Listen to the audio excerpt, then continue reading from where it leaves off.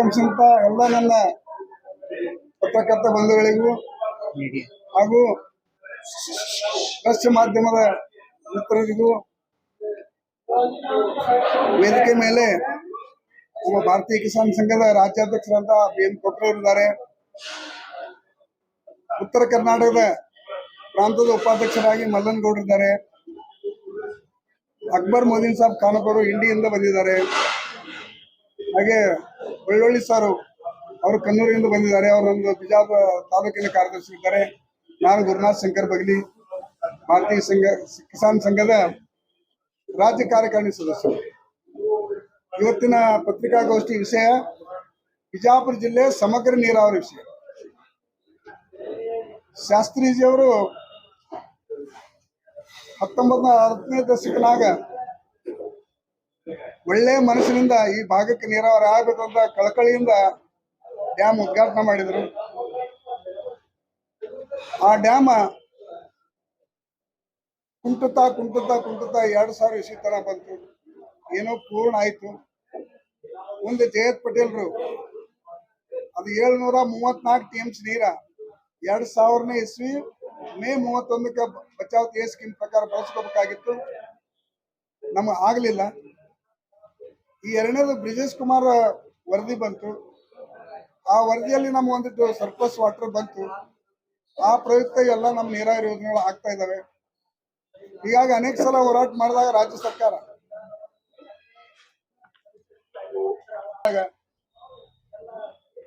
ಸ್ವಲ್ಪ ಎಕ್ಸಲೇಟರ್ ಆಗಿ ನಮ್ದು ಇಂಡಿ ಬ್ರಾಂಚ್ ಕೆಲವೊಂದು ಕಡೆ ಆಯ್ತು. ಜಯತ್ ಪಟೇಲ್ ಕೆಲವೊಂದು ಕೆಲಸ ಮಾಡಿದ್ರು. ಆದಾಗ್ಯೂ ಕೂಡ ನಮ್ಮ ಬಿಜಾಪುರ ಜಿಲ್ಲೆ 524.256 ಮೀಟರ್ ಎತ್ತರಿಸಿದಾಗ ಮಾತ್ರ ಸಂಪೂರ್ಣ ಜಿಲ್ಲೆ ನೀರಾವರಿ ಆಗಕ್ಕೆ ಸಾಧ್ಯತೆ. ವಾಟರ್ ಅಲೋಕೇಶನ್ 524 ಮೀಟರ್ಗೆ ಮಾತ್ರ ನಮ್ಗೆ ವಾಟರ್ ಅಲೋಕೇಶನ್ ಇದೆ. ಹಾಗಾಗಿ ನಾವು ಇವತ್ತೆಲ್ಲ ಬಿಜಾಪುರ ಜಿಲ್ಲೆಯವರು ನಮ್ಗೆ ಕಾಯಂ ನೀರಾವರಿ ಸಮಗ್ರ ಆಗ್ಬೇಕಾದ್ರೆ ಆಲ್ಮಟ್ಟಿ 524 ಡ್ಯಾಮ್ ಆಗ್ಬೇಕು. ಅತಿ ಹಿಂದುಳಿದಂತ ತಾಲೂಕ ಇಂಡಿ ಭಾಗ 2 ಆಗಿ ಇವತ್ತು ಚಟ್ಟಣ ಇಂಡಿ ಆಗಿದೆ. ಇವತ್ತು ರೇವಣ ಸಿದ್ದೇಶ್ವರ ಏತ್ ನೀರಾವರಿ ಇಂಡಿ ಮತ್ತು ಚಟ್ಟಣ 2 ಭಾಗಕ್ಕೆ, ಇಂಡಿ ಪಶ್ಚಿಮ ಭಾಗ ಮತ್ತು ಚಟ್ಟಣ ಪೂರ್ತಿ ಭಾಗಕ್ಕೆ ಆಗ್ಬೇಕಂತ ವಿಚಾರ ಮಾಡಿದ್ವಿ. ಭಾರತೀಯ ಕಿಸಾನ್ ಸಂಘ ಈ ವಿಷಯ ತೆಗೆದುಕೊಂಡು ಸುದೀರ್ಘ ಹೋರಾಟ ಮಾಡಿ ಹೇಳಿಕೆಯಲ್ಲಿ ಮಾಡಿದಾಗ ಅಂದಿನ ಕುಮಾರಸ್ವಾಮಿಗಳು CM ಇದ್ರು, DK ಶಿವಕುಮಾರ್ ನೀರಾವರಿ ಮಂತ್ರಿ ಇದ್ರು, ಯಶವಂತರೇಗೌಡ ಶಾಸಕರಿದ್ರು, ಮನಗೂಳಿ ಅವರು ನಮ್ದು ಉಸ್ತುವಾರಿ ಸಚಿವರಿದ್ರು, ದೇವಾನಂದ ಚವ್ಹಾಣ್ ಅವರು ನಾಟಾ ನರ್ಸದ MLA ಇದ್ರು. ಇವರೆಲ್ಲರ ಪರಿಶ್ರಮದಿಂದ ರಾಕೇಶ್ ಸಿಂಗ್ ಅವರು ಕರೆಸಿ CM ಅವರು ಇಲ್ಲ ಅದು ಬಹಳ ದಿನ ಕೇಳ್ಕೊತ ಬಂದದ, ಆ ಭಾಗಕ್ಕೆ ನೀರಾವರಿ ವಂಚಿತ ಆಗ್ತದ, ದಯವಿಟ್ಟು ಅದನ್ನ DPR ರೆಡಿ ಮಾಡಿ ಬಜೆಟ್ ನಾಗ ಅನೌನ್ಸ್ ಮಾಡಿ ಅಂತ ಹೇಳಿದ್ರು. ಡೈರೆಕ್ಷನ್ ಕೊಟ್ಟರು ಮುಖ್ಯಮಂತ್ರಿಗಳು ಕುಮಾರಸ್ವಾಮಿ ಇದ್ದಾಗ. ಅವಾಗಿನ ಬಜೆಟ್ನೊಳಗೆ 850 ಕೋಟಿ ರೂಪಾಯಿ ಇಟ್ರು. ನೆಕ್ಸ್ಟ್ ಆ ಸರ್ಕಾರ ಹೋಯ್ತು, BJP ಸರ್ಕಾರ ಬಂತು. BJP ಸರ್ಕಾರ ಬಂದಾಗ ಅವಾಗ ನಮ್ದು ಜಾರಕಿಹೊಳಿ ಅವರು ಮಿನಿಸ್ಟರ್ ಆದ್ರು. ಏನೋ ಗದ್ದಲಾಗಿ ಅವರು ಮಿನಿಸ್ಟರ್ಶಿಪ್ ಹೋಯ್ತು. ನೆಕ್ಸ್ಟ್ ನಮ್ಮ ಕಾರಜೋಳ ಸಾಹೇಬರು ಬಂದ್ರು. ಕಾರಜೋಳ ಸಾಹೇಬರು ಬಂದಾಗ ಜಿಗಜಿಣಿ ಅವರು ಯಶವಂತರಾಗೌಡರು ಎಲ್ಲರೂ ನಮ್ದು ಏನು ಭಾಗದ ಶಾಸಕರು ಏನೋ ರಾಜಕಾರಣ ಮಾಡ್ಲಾರ್ದೇನೆ ಈ ಯೋಜನೆಗಾಗಿ ಶ್ರಮ ವಹಿಸಿ 28,000 ಹೆಕ್ಟೇರ್ಗೆ ಫೇಸ್ 1 ಫೇಸ್ 2 ಅಂತ ಮಾಡಿದ್ರು. ಆ ಫೇಸ್ 1 ಒಳಗೆ 28,000 ಇಂಡಿ ಭಾಗಕ್ಕೆ 21,000, ನಾಲ್ಕಣ್ಣ ಮಸ್ಕತ್ರಿ 7,000, ಈಗ ಒಟ್ಟು 28,000 ಪ್ರೊಜೆಕ್ಟ್ ಮಾಡಿದ್ರು. 2,600 ಬ್ಯಾಗ್ ಚಿಲ್ಲರೆ ರೂಪಾಯಿ ಇಟ್ಟು ಮಾಡಿದ್ರು. ಒಂದನೇ ಭಾಗದ ಕೆಲಸ ಇವತ್ತು ದೋಣಿ ಹಳ್ಳತನ ಪೈಪ್ಲೈನ್ ಮಾಡಿ ಜಾಗದಲ್ಲೆಲ್ಲ ಕನ್ಸ್ಟ್ರಕ್ಷನ್ ನಡೀತಾ ಇದೆ. ಈಗ ಎರಡನೇದಕ್ಕೆ ಒಂದು ಟೆಂಡರ್ ಅದನ್ನೇ 1, 2, 3 ಭಾಗ ಮಾಡಿ 800 ಕೋಟಿ ಮೊನ್ನೇನೋ ಮೀಟಿಂಗ್ ಅಲ್ಲಿ ಇಟ್ಟಿದ್ದಾರೆ ಸುದ್ದಿ ಕೇಳಿದ್ರು. ಇನ್ನು 1380 ಕೋಟಿ ಥರ್ಡ್ ಫೇಸ್ ಬೇಕು. ಇಷ್ಟಾಗಿ 28,000 ಅಷ್ಟೇ ಆಯ್ತು ನೀರಾವರಿ. ಇನ್ನು 21,000 ಹೆಕ್ಟೇರ್ MP ಪಾಟೀಲ್ ಕ್ಷೇತ್ರ, ಬಬಲೇಶ್ವರದ 10 ಹಳ್ಳಿ, 11 ಹಳ್ಳಿ ಬರ್ತಾವ. ಮತ್ತು ಚಟ್ಟಣ ಭಾಗಕ್ಕೆ ನೀರಾವರಿ ಆಗ್ತದೆ. ಇದ್ರ ಸಲುವಾಗಿ ನಾವು ಈಗ ಒಂದು DPR ತಯಾರು ಮಾಡಿ ಎಸ್ಟಿಮೇಟ್ ಮಾಡಿಸಿ ಟೆಂಡರ್ ಕರಿಬೇಕಂತ ಒತ್ತಾಯ ಇವತ್ತು ನಾವು ಸರ್ಕಾರಕ್ಕೆ ಮಾಡ್ತಾ ಇದ್ದೀವಿ. ಅಕಸ್ಮಾತ್ ಇದೇನಾದ್ರು ಮಾಡದೇ ಇದ್ರೆ ನಾವು ಕಂಟಿನ್ಯೂಸ್ ಆಗಿ DC ಆಫೀಸ್ ಮುಂದೆ ಹೋರಾಟ ಮಾಡ್ಬೇಕಂತ ವಿಚಾರನೂ ಕೂಡ ಮಾಡಿದ್ವಿ. ನಾಳೆ 31ನೇ ತಾರೀಕಿನ ದಿವಸ 31/1/2025 ದಿನಾಂಕಕ್ಕೆ ನಿಗದಿ ಮಾಡಿದೀವಿ. ಬೃಹತ್ ಪ್ರಮಾಣದಲ್ಲಿ ಎಲ್ಲಾ ತಾಲೂಕಿನಿಂದ ಎಲ್ಲಾ ಜಿಲ್ಲೆಯಾದ್ಯಂತ ರೈತರು ಬರ್ತಾರೆ. DC ಆಫೀಸ್ ಪೋಸ್ಟ್ ಮಾಡ್ತೀವಿ.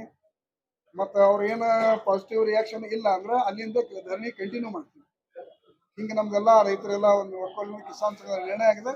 ಆ ನಿರ್ಣಯ ಪ್ರಕಾರ ನಾವು ಇವತ್ತೆಲ್ಲ ಪ್ರೆಸ್ ಮೀಟ್ ಮಾಡಿ ಕರೆದಿವಿ. ಈ ನಿಮ್ಮ ಮಾಧ್ಯಮದ ಮುಖಾಂತರ ನಾವೆಲ್ಲ ರೈತ ಅಣ್ತಮ್ಮರಿಗೆ, ಬಿಜಾಪುರ ಜಿಲ್ಲೆ ಎಲ್ಲ ರೈತ ಅಣ್ತಮ್ಮರಿಗೆ ಒಂದು ಆಹ್ವಾನ ಕೊಡ್ತಾ ಇದ್ದೀನಿ. ಸಮಗ್ರ ನೀರಾವರಿ ಆಗೋ ತನಕ ನಾವು ನಿಲ್ಲಿಸೋದು ಬೇಡ. ಆಲ್ಮಟ್ಟಿ 524 ಆಗಲೇಬೇಕು. ಈಗ ಅದಕ್ಕೆ ರೊಕ್ಕಿಲ್ಲ ಅಂತ ಹೇಳ್ತಾರ. ಎಲ್ಲ ಏನೇನೋ ಬೇಕಾಬಿಟ್ಟಿ ಯೋಜನೆಗಳಿಗೆಲ್ಲ ರೊಕ್ಕ 50,000 60,000 ರೂಪಾಯಿ ಹೊಂದ್ತಾ ಇದ್ರ. ಇದು ಜ್ವಲಂತ ಸಮಸ್ಯೆ, ಉದ್ಯೋಗ ಸೃಷ್ಟಿ ಆಗುವಂತ ಸಮಸ್ಯೆ, ರೈತರ ಬದುಕ ಎಲ್ಲ ಬೇಕು. ಇದಕ್ಕೆ ರೊಕ್ಕಿಲ್ಲ ಅಂದ್ರೆ ಹೆಂಗ? ಅದಕ್ಕೆ ಕೇಂದ್ರ ಸರ್ಕಾರ, ರಾಜ್ಯ ಸರ್ಕಾರ ಎರಡು ಕೂಡರ ಮಾಡ್ಲಿ. ರಾಜ್ಯ ಸರ್ಕಾರ ಮಾಡ್ಲಿ, ಯಾಕಂದ್ರೆ 50-50 ಮಾಡ್ಲಿ. ನಮ್ಮ ರೈಲ್ವೆದಾಗ ಮಾಡಿದ್ರಲ್ಲ, ಕೇರಳ ಅಂತ ಮಾಡಿದ್ರು. 50% ಕರ್ನಾಟಕ ಹಾಕಿದ್ರು, 50% ಸೆಂಟ್ರಲ್ ಅವ್ರು ಮಾಡಿದ್ರು. ಆ ತರ ಮಾಡಿ ಈ ಪ್ರಾಜೆಕ್ಟ್ ಅನ್ನ ಕಂಪ್ಲೀಟ್ ಮಾಡ್ಬೇಕು ಅನ್ನೋದು ಒತ್ತಾಯದಕ್ಕೋಸ್ಕರ ನಾವೆಲ್ಲ ಇವತ್ತು ಬಂದಿದ್ವಿ.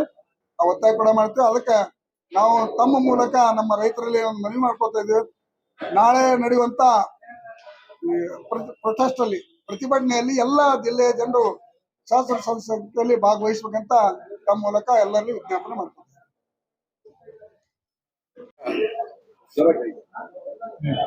ಭಾರತೀಯ ಕಿಸಾನ್ ಸಂಘ ನೀರಾವರಿಯ ಸಲುವಾಗಿ ಕರ್ನಾಟಕದಾದ್ಯಂತ ಹೆಚ್ಚಿನ ಮಹತ್ವವನ್ನ ಕೊಡ್ತಾ ಇದೆ. ಈ ಒಂದು ನಿಮಿತ್ತಿನಲ್ಲಿ ಬಿಜಾಪುರ ಹಾಗೂ ಉತ್ತರ ಕರ್ನಾಟಕದ 5-6 ಜಿಲ್ಲೆಗಳಿಗೆ ನಮ್ಮ ಆಲಮಟ್ಟಿ ಜಲಾಶಯದಿಂದ ನೀರಾವರಿ ಆಗುವ ಒಂದು ಯೋಜನೆ ಹಮ್ಮಿಕೊಂಡಿದ್ದ ಈಗಾಗಲೇ ಆಗಿದೆ. ಅದರ ತಕ್ಕಂತೆ ಉಳಿದ ಈಗ ರೇವಣಸಿದ್ದೇಶ್ವರ ಏತ ನೀರಾವರಿ ಪ್ರಮುಖವಾಗಿ ಉಳಿದ ಯಾವ ಊರುಗಳು ಉಳಿದಾವ ಅದಕ್ಕೆ ನೀರಾವರಿ ಮಾಡುವ ಒಂದು ಒಳ್ಳೆಯ ಬೃಹತ್ ಯೋಜನೆ ಆಗಿದೆ. ಅದನ್ನು ಸಂಪೂರ್ಣ ತ್ವರಿತವಾಗಿ ಇಂಪ್ಲಿಮೆಂಟ್ ಮಾಡ್ಬೇಕಂತೇಳಿ ನಾವು ಸರ್ಕಾರದ ಮೇಲೆ ಒತ್ತಾಯವನ್ನು ಇವತ್ತು ಮಾಡ್ತಾ ಇದ್ದೀವಿ. ಅದರ ಸಲುವಾಗಿ 31ನೇ ತಾರೀಕಿಗೆ ಇದೇ ತಿಂಗಳು ನಾವು ಒಂದು ಬೃಹತ್ ಸಮಾವೇಶವನ್ನ, ರೈತರ ಸಮಾವೇಶವನ್ನು ಬಿಜಾಪುರದಲ್ಲಿ ಹಮ್ಮಿಕೊಳ್ತಾ ಇದ್ದೀವಿ. ಅದರ ಸಲುವಾಗಿ ನಾವು ಒಂದೇ ಒಂದು ನೀರಾವರಿಯನ್ನ ಯಾಕೆ ಮಾಡಂತೇಳಿ ಸರ್ಕಾರಕ್ಕೆ ಒತ್ತಾಯವನ್ನು ಮಾಡ್ತೀವಿ ಅಂದ್ರ 200-300 ವರ್ಷ ಹಿಂದಿನ ಬ್ರಿಟಿಷ್ ಸರ್ಕಾರದ ಮಾಡಿದ ನೀರಾವರಿ ಯೋಜನೆಗಳು ಇನ್ನೂ ನಡೆದಿದ್ದಾವ ಸಾಕಷ್ಟು. ಒಂದ್ ಸಾರಿ ಮಾಡೋದು ಇರ್ತೈತಿ. ಇದು ಮೇಲೆ ದಿನ ರೋಡ್ ಮಾಡುವುದು, ಕೆಡುವುದು, ಹೋಗುದು ಆ ರೀತಿ ಇರೋದಿಲ್ಲ. ಒಂದ್ ಸಾರಿ ಇದನ್ನ ನೀರಾವರಿ ಮಾಡಿಬಿಟ್ರ, ಈಗ ಯಾವ ರೀತಿ KRS ಮಾಡಿದಾರ, ದಕ್ಷಿಣ ಕರ್ನಾಟಕದಲ್ಲಿ ನೀರಾವರಿ ಮಾಡಿ ಸಮೃದ್ಧಿ ಆಗಿದೆ ಆ ಒಂದು ದಕ್ಷಿಣ ಕರ್ನಾಟಕದ ಎಲ್ಲ ಜಿಲ್ಲೆಗಳು. ಅದೇ ರೀತಿ ಉತ್ತರ ಕರ್ನಾಟಕದ ಎಲ್ಲ ಜಿಲ್ಲೆಗಳು ಸಮೃದ್ಧಿ ಆಗ್ಬೇಕಾದ್ರೆ ನೀರಾವರಿ ಮಾಡಿದ್ರೆ 100-200 ವರ್ಷಗಳವರೆಗೆ ಒಂದು ಖಾಯಂ ಇದು ಆಗುತ್ತೆ. ಅದರಿಂದ ರೆವಿನ್ಯೂನು ಬರುತ್ತೆ, ಉತ್ಪನ್ನ ಆಗುತ್ತ, ಜನ ಆರಾಮಾಗಿರುತ್ತೆ. ಇಂಥ ಈ ಚೀಪ್ ಪಾಪ್ಯುಲಾರಿಟಿ ಏನ್ ಇವ್ರು ಸ್ಕೀಮ್ ಕೊಡ್ತಾರ, ಅಕ್ಕಿ ಕೊಡ್ತೀವಿ, ಅದು ಕೊಡ್ತೀವಿ ಅಂತ ತರ್ಕಲ ದಂಧ ಯಾವುದು ಮುಂದೆ ನೀರಾವರಿ ಆದ್ರೆ ಯಾರು ಜನನು ಕೇಳಂಗಿಲ್ಲ, ಮಾಡೋ ಜರೂರತ್ತು ಉಳಂಗಿಲ್ಲ. ಅದಕ್ಕೆ ಆ ದುಡ್ಡು ಏನೈತಿ ಅದನ್ನೆಲ್ಲ ಬಂದ್ ಮಾಡಬೇಕು. ಸ್ಕೀಮ್ಗಳು ಸಾಕಷ್ಟು ಅದಾವ. ಈಗ ಲೇಬರ್ ಕೆಲಸ ಇಲ್ಲ ಅಂತೇಳಿ ಅದಕ್ಕೂ ಸಾಕಷ್ಟು ಸ್ಕೀಮ್ ಮಾಡ್ತಾವ. ಅದೆಲ್ಲ ಸ್ಕೀಮ್ಗಳು ಬಂದ್ ಮಾಡಬೇಕು. ಡೆವಲಪ್ಮೆಂಟ್ ಸಲುವಾಗಿ ಏನೈತಿ, ನೀರಾವರಿ ಸಲುವಾಗಿ ಏನೈತಿ, ಕಾಯಂ ಇರುವ ಆ ಸ್ಕೀಮ್ಗಳನ್ನ ಮಾಡಬೇಕು. ಮತ್ತೆ ಈಗೇನ ರೈತರು ಈ ನೀರಾವರಿ ಇದರ ಸಲುವಾಗಿ ನೀರು ಬಳಕೆದಾರ ಸಂಘ ಏನು ಮಾಡಿದಾರ, ಇದನ್ನ ಸ್ಟ್ರೆಂಥನ್ ಮಾಡ್ಬೇಕು. ಇನ್ನು ಯಾವ ರೀತಿ KEB ಯಲ್ಲಿ ವಿಜಿಲೆನ್ಸ್ ಇಟ್ಟು ಯಾವ ಪೋಲ್ ಆಗ್ತಿರ್ತೈತಿ, ಕರೆಂಟ್ ಅದನ್ನ ತಡೆಗಡಿತಾರ, ಹಂಗ ಇಲ್ಲಿ ನೀರೇನ್ ಪೋಲ್ ಆಗ್ತೈತಿ ಅಥವಾ ಯಾವುದೇ ಅಧಿಕಾರಿಗಳು ಏನೇನೋ ಮಾಡಿ ಎಲ್ಲೆಲ್ಲೋ ನೀರು ಬಿಡ್ತಾರ, ಅಂತದೆಲ್ಲನೂ ಕಂಟ್ರೋಲ್ ಮಾಡ್ಬೇಕು. ಮತ್ತು ನಮ್ಮ ರೈತ ಏನು ಈ ನೀರಾವರಿ ಸಂಘಗಳು ಅದಾವ ಅದನ್ನ ಇನ್ನೂ ಸ್ಟ್ರಾಂಗ್ ಮಾಡ್ಬೇಕು. ಅವ್ರಿಗೆ ಹೆಚ್ಚಿಗೆ ಪವರ್ ಕೊಡ್ಬೇಕು, ನೀರು ಪೋಲ್ ಆಗ್ಲಾರ್ದಂಗ್ ನೋಡ್ಕೋಬೇಕು. ಮತ್ತೆ ಇನ್ನೊಂದು ವಿಷಯ ಏನಂದ್ರ, ಈ ನಮ್ಮ ಜಗತ್ತಿನಲ್ಲಿ ಭಾರತ ದೇಶ 2% ಲ್ಯಾಂಡ್ ಇದೆ, ಅದ್ರ 4% ನೀರಿದೆ. 4% ನೀರ್ ಇದ್ದದ್ದು 2% ಲ್ಯಾಂಡಿಗೆ ನಮಗ ತಂದು ನೀರ್ ಕೊಡೋದಾಗಲ್ದಾಗೈತಿ. ನಮ್ಮ ಇಷ್ಟೆಲ್ಲ ಜನ ಇದ್ರ ಪ್ರಕಾರ 17% ಇದೆ ಜಗತ್ತಿನಲ್ಲಿ, ಸರಿ ಇದೆ, ಯಾಕಂದ್ರೆ ನೀರ್ ಜಾಸ್ತಿ ಬೇಕು. ಬಟ್ 4% ನೀರ್ ಇದ್ದದ್ದು ಜಗತ್ತಿನಲ್ಲಿ ಇಂತ ನಾವು ಪ್ರಾಪರ್ ಆಗಿ ಯುಟಿಲೈಸ್ ಮಾಡಕ್ ಆಗ್ತಾ ಇಲ್ಲ.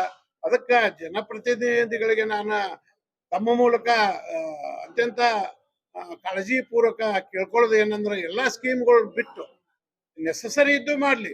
ಇವತ್ತು ಹೆಲ್ತ್ ಇರ್ಬಹುದು, ಎಜುಕೇಶನ್ ಇರ್ಬಹುದು, ಮಿಲಿಟರಿ ಇರ್ಬಹುದು, ಇದಕ್ಕೆಲ್ಲ ಮಾಡ್ಲಿ. ಬಟ್ ನೆಕ್ಸ್ಟ್ ಇದನ್ನ ತಗೊಂಡು ನೀರಾವರಿ ಸಲುವಾಗಿ ಹೆಚ್ಚಿನ ಆದ್ಯತೆ ಕೊಡಬೇಕಂತ ಹೇಳಿ ತಮ್ಮ ಮೂಲಕ ನಾನು ಸರ್ಕಾರಕ್ಕೆ ಒತ್ತಾಯ ಮಾಡ್ತೀನಿ. ನೀರಾವರಿ ಬಹುತೇಕಾಗಿ ನಮ್ಮ ವಿಜಯಪುರ ಭಾಗದ ಆಲ್ಮೋಸ್ಟ್ ಎಲ್ಲ ಕಂಪ್ಲೀಟ್ ಆದಂಗೆ ಆಗಿದೆ. ಇಲ್ಲ ಆದಾಯ ಇಲ್ಲ ಸರ್. ಅದು ನೀರಾವರಿ ಸಮಗ್ರ ಇಲ್ಲ. ಇದು ಹೆಂಗೈತೆ ಅಂದ್ರ ಪೇಷಂಟ್ ಏನ್ ಸಾಯ್ತಿತ್ತು ಅದನ್ನ ಬದುಕಿಸ್ಯಾರ ಎಂ.ಬಿ. ಪಾಟೀಲ್ ಯಾಕಂದ್ರೆ ಪ್ರತಿ ವರ್ಷ ನಾವು ಬರಗಾಲಕ್ಕೆ ತುತ್ತಾಗ್ತಿದ್ದೀವಿ.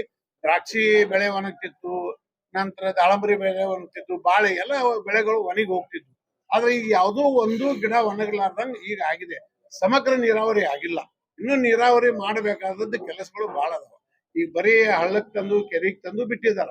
ಬಟ್ ಇನ್ನೂ ಕೆನಾಲ್ಗಳು ಆಗ್ಬೇಕು, ಹೊಲಗಳಿಗೆ ನೀರು ಬರಬೇಕು, ಅದೆಲ್ಲ ಇನ್ನೂ ಬಹಳ ಕೆಲಸ ಇದೆ ಮಾಡುವಷ್ಟು. ಎಲ್ಲರೂ ಜಿಲ್ಲೆ ಶಾಸಕರು ಕೂತ್ಕೊಂಡು ಬಿಜೆಪಿ ಸರ್ಕಾರ ಆಯ್ತು, ಕಾಂಗ್ರೆಸ್ ಸರ್ಕಾರ ಆಯ್ತು, ಇವು ಈ ನೀರಾವರಿ ಮೇಲೆ ರಾಜಕಾರಣವನ್ನ ಮಾಡ್ತಾನೆ ಬಂದಿದೆ. ಇವು ಸಾಕಷ್ಟು ಹೋರಾಟಗಳಲ್ಲಿ ಭಾಗಿಯಾಗಿರ್ತಾರೆ. ಇದು ರಾಜಕಾರಣ ಹಿತಾಸಕ್ತಿ ಕಡಿಮೆ ಇದೆಯೋ ಅಥವಾ ಏನಿದೆಯೋ ಅಂತಕ್ಕಂಥದ್ದು ಸ್ಪಷ್ಟವಾಗಿ ರೈತರಿಗೆ ಗೊತ್ತಿರ್ತಾ ಇಲ್ಲ. ನೀವು ಹೋರಾಟ ಯಾವ ಕಡೆ ಮಾಡೋದು? ಪ್ರತಿ ಸಲನೂ ಹೋರಾಟ ಮಾಡ್ತೀರಿ, ಅರ್ಧಕ್ಕೆ ಮಟ್ಟಗೊಳಿಸ್ತೀರಿ. ಪ್ರತಿ ಸಲ ಹೋರಾಟ ಮಾಡ್ತೀರಿ, ಅರ್ಧಕ್ಕೆ. ಒಂದು ಹೋರಾಟ ಪ್ರಾರಂಭ ಆಯ್ತಂದ್ರೆ ಅದು ಸಿಗುವವರೆಗೂ, ನ್ಯಾಯ ಸಿಗುವವರೆಗೂ ಹೋರಾಟ ಯಾಕೆ ಮುಂದುವರಿಯಲ್ಲ ಅನ್ನೋ ಪ್ರಶ್ನೆ ನನಗೆ. ಈಗ ರೈತನ ಪರಿಸ್ಥಿತಿ ಯಾವ ರೀತಿ ಐತಿ ಅನ್ನೋದು ಎಲ್ಲರಿಗೂ ಗೊತ್ತೈತಿ. ಯಾಕಂದ್ರ ಅವ ಪ್ರತಿನಿತ್ಯ ಹೊಲದಾಗ 24 ತಾಸು ಇದ್ರನೇ ಅವಂದು ಬದುಕಾಕ ಇವತ್ತು ಸಾಧ್ಯ ಆಗುದಿಲ್ಲ. ದಿನ ಹೋರಾಟ ಮಾಡುದು, ದಿನ ರೋಡಿಗೆ ಬರುದು, ದಿನ ಇದು ಮಾಡೋದು ಅಂದ್ರ ಕಷ್ಟದ ಕೆಲಸ. ಇದು ಇಷ್ಟ ಮಾಡ್ಬೇಕಂದ್ರ ನಾವು ಈಗ ಎಷ್ಟು ಒಂದು ವಾರ ಸರ್ಕಸ್ ಮಾಡ್ಬೇಕು, ಫೀಡ್ಬ್ಯಾಕ್ ತಗೋಬೇಕು. ನಿಮ್ ಮುಂದ ಏನೇನ್ರಿ ಸ್ಟ್ಯಾಟಿಸ್ಟಿಕ್ ಹೇಳಕ್ ಬರಂಗಿಲ್ಲ. ನಾವು ಕರೆಕ್ಟ್ ಆಗಿ ಹೇಳ್ಬೇಕಾಗತ್ತೆ. ಅದಕ್ಕ ನಮ್ಮ ಈ ಮೊದಲಿನ ಏನ್ ಪರಿಸ್ಥಿತಿ ಇತ್ತು ಆ ಪರಿಸ್ಥಿತಿ ಇವತ್ತಿಲ್ಲ. ಎಲ್ಲಾ ಶಾಸಕರಿಗೆ, ಮಂತ್ರಿಗಳಿಗೆ ಸೀನಿಯಾರಿಟಿ ಬಂದಿದೆ. ಈಗ ಎಲ್ಲರೂ ನಮ್ಮಲ್ಲಿ ಉತ್ತರ ಕರ್ನಾಟಕದವರು, ಎಸ್ಪೆಷಲಿ ಬಿಜಾಪುರ ಜಿಲ್ಲೆ ಎಲ್ಲ ಮಂತ್ರಿಗಳಿರ್ಬೋದು, ಶಾಸಕರಿರ್ಬೋದು ಒಳ್ಳೆಯ ರೀತಿ ಪ್ರೋಗ್ರೆಸ್ ಮಾಡ್ತಾ ಇದಾರೆ. ಆದ್ರೆ ನಮ್ಮ ನಿರೀಕ್ಷೆ ಏನೋ ಭಾಳ ಇದೆ ಅವ್ರ ಮೇಲೆ. ಇನ್ನೂ ಮಾಡ್ಬೇಕು. ಅವ್ರು ಮಾಡಿದಾರ, 10-20% ಮಾಡಿದಾರ. ಇದು ಸಮಗ್ರ ಅಲ್ಲ, ಇನ್ನೂ ಆಗ್ಬೇಕಂತ ಹೇಳಿ ನಮ್ಮ ಆಶೆ ಇದೆ. ಯಾಕಂದ್ರೆ ಅವ್ರ ಕೆಪಾಸಿಟಿ ಇದೆ. ಇದಕ್ ಸರ್ ಏನಾಗಿದೆ, ಇಚ್ಛಾ ಕೊರತೆ ಇದೆ ಅವ್ರಿಗೆ. ಬಜೆಟ್ ದಾಗ ಹೇಳಿದಾರ 2 ಲಕ್ಷ ಕೋಟಿ ನಾವು ತೆಗೆದಿಡ್ತೀವಿ ಅಂತೇಳಿ. ಇನ್ನೂ ತನ ₹1 2 ವರ್ಷ ಹೋಯ್ತು, ಈಗ ₹1 ಕೊಟ್ಟಿಲ್ಲ. ಮತ್ತೆ ಈಗ ದ್ರಾಕ್ಷಿ ಬೆಳೆಗೆ 500 ಕೋಟಿ ರೂಪಾಯಿ ತೆಗೆದಿಡ್ತೇನೆ ಅಂತ ಹೇಳಿದ್ರು. 1 ಪೈಸಾನು ತೆಗೆದು ಕೊಟ್ಟಿಲ್ಲ. ಅವ್ರೊಬ್ಬರೇ ಅಕ್ಕಿ ಕೊಡುದು, ಸೀರೆ ಕೊಡುದು, ಅದು ಕೊಡುದು, ಇದು ಕೊಡುದು, ಅದ್ರಾಗ ಬಿಜಿ ಆಗ್ಯಾರ. ಅದ್ರಾಗ ಜಗಳ ಆಡಾತಾರ. ನಾ ಕುರ್ಚಿ ಬೇಕು, ನೀ ಕುರ್ಚಿ ಬೇಕು, ಇದ್ರಾಗ ಸಹಾಯಕತ್ತಾರ ಅವ್ರು. ಆದ್ರೆ ಈ ಡೆವಲಪ್ಮೆಂಟ್ ಸಲಾಗಿ ಅವ್ರು ಯಾರು ಆಲಮಟ್ಟಿ ಇದ್ರ ಸಲಾಗಿ ಹೆಚ್ಚು ಒತ್ತು ಕೊಡ್ತಾ ಇಲ್ಲ. ಅವ್ರು ಈಗ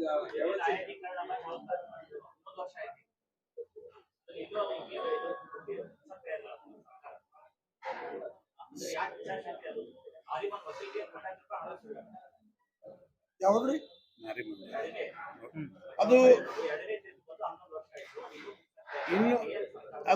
ಇನ್ನು ನ್ಯಾಯಾಲಯದಲ್ಲಿ ಲಾಸ್ಟ್ ನೋಟಿಫಿಕೇಶನ್ ಇದೆ. 3 ಬೆಂಚ್ ಇದಕ್ಕೆ ಬಂದಿದೆ. ಈಗ ಅದು ಲಾಸ್ಟ್ ಡಿಸಿಷನ್ ಇದೆ. ಅದೊಂದು ಆಯ್ತಂದ್ರ ಇಂಪ್ಲಿಮೆಂಟ್ ಮಾಡಕ್ ಆಗ್ತೈತಿ. ಬಟ್ ಅದು ಇವತ್ತೇ ಆಗ್ಬಹುದು, ನಾಳೆ ಆಗ್ಬಹುದು, 1 ವರ್ಷ ಬಿಟ್ಟನು ಆಗ್ಬಹುದು. ನಾಳೆ ಆಯ್ತಂದ್ರೆ ಇವತ್ತು ಸರ್ಕಾರದ ತಯಾರಿ ಏನೂ ಇಲ್ಲ, ದುಡ್ಡೇ ಇಲ್ಲ ಅಂತಾರೆ ಇವರು. ಆಕ್ಚುಲಿ ಹೇಳಿದ್ರೆ ನಮ್ಮ ಸರ್ಕಾರದಾಗ ದುಡ್ಡಿಲ್ಲ, ಅದು ತೊಂದ್ರೆ. ನಾವು ನಾಳೆ ಈಗ ಹೋರಾಟದ ಏನು ಎಷ್ಟು ಜನ ಬರ್ತಾರೆ, ಎಲ್ಲಿಂದ ಬರ್ತಾರೆ? ಇಂಡಿ ತಾಲೂಕಿನ ಜನ ಬರ್ತಾರೆ, ಚಡ್ಚಣ್ ತಾಲೂಕಿನ ಬರ್ತಾರೆ, ಬಬಲೇಶ್ವರಿಂದ ಬರ್ತಾರೆ, ತಾಳಿಕೋಡಿಯಿಂದ ಬರ್ತಾರೆ, ಮುದ್ದೇಬೇಳೆಯಿಂದ ಬರ್ತಾರೆ, ಮುಧೋಳಿಂದ ಬರ್ತಾರೆ, ಆಮೇಲೆ ಬಾಗಲಕೋಟೆಯಿಂದ ಬರ್ತಾರೆ. ನಮ್ಮ ಕನಿಷ್ಠ 2,000 ಜನ ಸೇರ್ಬೋದು. ನಮ್ಮ ಅಪೇಕ್ಷೆ ಇದೆ, ನಿರೀಕ್ಷೆ ಇದೆ. ಇಲ್ಲ, ಸಿದ್ದೇಶ್ವರ ಗುಡಿಯಿಂದ ಮೆರವಣಿಗೆ ಮಾಡ್ಕೊಂಡು ನಾವಂತೂ ಕಿಸಾನ್ ಸಂಘದಿಂದ ಮಾಡ್ತಾ ಇದ್ದೇವೆ. ಏನ್ ತೊಂದ್ರೆ ಇಲ್ಲ. ಅವ್ರಿಗೂ ಕೇಳ್ತೀವಿ, ಯಾರು ಬರ್ತಾರ ಅವ್ರಿಗೆಲ್ಲರಿಗೂ. ಇಲ್ಲ, ಯಾರಿಗೆ ನಾವು ಮಾಡಿದ್ವಿ, ನಾವು ಸ್ವತಂತ್ರ ಮಾಡ್ತಾ ಇದ್ದೀವಿ. ಯಾರು ಇಚ್ಛಾಶಕ್ತಿ ಕೊಡ್ಬೋದು, ಬರ್ಬೋದು.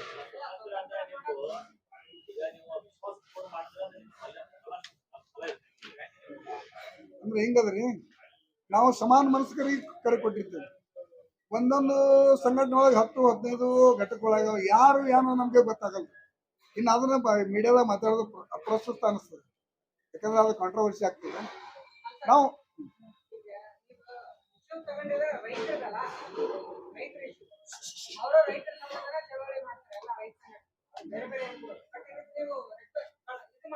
ಅಲ್ಲ ಇದ್ರಾಗ ಒಂದು ನಮ್ಗೆ ಕ್ಲಾರಿಫೈ ಆಗ್ಬೇಕು. ಯಾಕೆ ಬೇಕಂದ್ರಿ, ನಾವು ಭಾರತೀಯ ಕಿಸಾನ್ ಸಂಘದ ಸ್ವಾಮ್ಯವಾದಿಗಳು. ಅಲ್ಲಿ ಎಲ್ಲಿ ಬೆಂಕಿ ಹಚ್ಚೋದು, ಬೈಯೋದು, ಅಧಿಕಾರ ಇಂಥ ನಮ್ಮಲ್ಲಿ ಕೆಲಸ ಮಹಾ ಇರಂಗಿಲ್ಲ. ಅನಿವಾರ್ಯ ಇದ್ರೆ ಮಾತ್ರ ಮಾಡ್ತೇವೆ. ಅಲ್ಲಲ್ಲ ಹಂಗಲ್ಲ, ಯಾರು ನೋಡ್ರಿ ನಮ್ ಕಂಟ್ರೋಲ್ ಆಗಿದ್ರೆ ನಾವು ಕಂಟ್ರೋಲ್ ಮಾಡಕ್ ಬರುತ್ತೀವಿ. ಕಂಟ್ರೋಲ್ ಇಲ್ಲಾಂದ್ರೆ ಯಾರೇ ಬಂದು ಏನು ಎದ್ದಾವತ್ತ ಆದ್ರೆ ಜವಾಬ್ದಾರಿ ರೆಸ್ಪಾನ್ಸಿಬಲ್ ಯಾರು? ನಾವು ಅದು 11 ಗಂಟೆಗೆ ಸಿದ್ದೇಶ್ವರ ಗುಡಿಗೆ ಇವತ್ತು ಹೇಳಿದ್ರಿ, ಅದು 12 ಗಂಟೆಗೆ ಸ್ಟಾರ್ಟ್ ಆಗುತ್ತೆ. ಈಗ ಇನ್ನೊಂದು ತೊಗರಿ ಬೆಳೆ ಮತ್ತು ಸಾಕಷ್ಟು ಈ ದ್ರಾಕ್ಷಿ ಬೆಳೆಗೆ ಏನು ಪರಿಹಾರ ಕೊಡಬೇಕು ಅಂತ ಕಳೆದ ಬಾರಿ ಕೆಲವರು ನಿಮ್ಮ ಅದರಾಗಿ ನೀವು ದ್ರಾಕ್ಷಿ ಬೆಳೆಗಾರರು ಇದ್ದೀರಿ, ಏನು ಬೆಂಬಲ ಬೆಲೆ ಸಿಕ್ತು ಅಥವಾ ಏನಾಗಿತ್ತು ದ್ರಾಕ್ಷಿ ಮತ್ತು ತೊಗರಿ? ಇಲ್ಲ, ಅದ್ರ ಸಲುವಾಗಿ ಸವಿಸ್ತರವಾಗಿ ಈಗ ಹೇಳೋದು ಬೇಡ ಅನಿಸ್ತೈತಿ. ಯಾಕಂದ್ರೆ ನೀರಾವರಿ ಮೇಲೆ ಸ್ಟ್ರೆಸ್ ಮಾಡೋನು. ಅದ್ರ ಸಲುವಾಗಿ ನಾವು ಒಂದು 5-6 ಜನ ಸ್ವಾಮೀಜಿಗಳು, ನಾವು 5-6 ಜನ ಇಲ್ಲ ಇಲ್ಲ ಆಯ್ತು, ನೀವು ಹೇಳ್ದಂಗೆ ಸರಿ. ಈಗ ನೀವು ಹೇಳಿದ್ರು 5-6 ಜನ ನಾವು ರೈತರು ಮತ್ತು ಸ್ವಾಮೀಜಿಗಳು ಹೋಗಿ 5-6 ಜನ ಮಿನಿಸ್ಟ್ರಿಗೂ ಭೇಟಿಯಾದೀವಿ. ಪ್ರಹ್ಲಾದ್ ಜೋಶಿ ಅವ್ರಿಗಿರ್ಬೋದು, ಪಿಯೂಷ್ ಗೋಯಲ್ ಅವ್ರಿಗಿರ್ಬೋದು, ಫೈನಾನ್ಸ್ ಮಿನಿಸ್ಟರ್ ಇರ್ಬೋದು, ಪ್ರೈಮ್ ಮಿನಿಸ್ಟರ್ಗೆ ಒಬ್ರಿಗೆ ಬಿಟ್ಟು 5-6 ಜನ ಮಿನಿಸ್ಟರ್ಗಳಿಗೆ ಎಲ್ಲರಿಗೂ ಭೇಟಿಯಾಗಿದ್ದೀವಿ.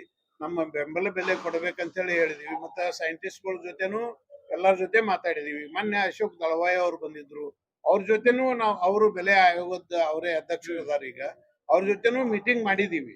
ಮೀಟಿಂಗ್ ಮಾಡಿಕೊಂಡು ಸವಿಸ್ತಾರ ಚರ್ಚೆ ಮಾಡಿದೀವಿ. ಯಾವ ರೀತಿ ಪರ್ಸ್ಯೂ ಮಾಡ್ಬೇಕು ಅನ್ನೋದು ನಾವು ಇದು ಮಾಡಿದೀವಿ. ಅದ್ರ ಸಲಾಗಿಯೂ ದ್ರಾಕ್ಷಿ ಬೆಳೆಗಾರ ಈಗ ಬಂದಿದ್ದಾರೆ. ಇಲ್ಲಿ ನಮ್ಮ ಏಳಗಿ ಸಾಹೇಬರು ದ್ರಾಕ್ಷಿ ಬೆಳೆಗಾರ ಅದಾರ. ಇನ್ನೊಬ್ರು ನಮ್ಮ ಕಾರ್ಯದರ್ಶಿಗಳು ಬರಬೇಕಾಗಿತ್ತು, ಸ್ವಲ್ಪ ಅವ್ರ ಹೆಲ್ತ್ ಸರಿ ಇಲ್ಲ ಅಂತ ಹೇಳಿ ಬರ್ಲಿಲ್ಲ. ಅದ್ರ ಸಲಾಗಿಯೂ ನಾವು ಹೋರಾಟ ನಡೆದಿದೆ. ಅಂದ್ರೆ ಅಫಿಷಿಯಲಿ ಏನ್ ನಡೆದಿದೆ, ಇದು ನಡೆದಿದೆ, ಮೂವ್ಮೆಂಟ್ ಎಲ್ಲ ನಡೆದಿದೆ. ಬಟ್ ಹೋರಾಟ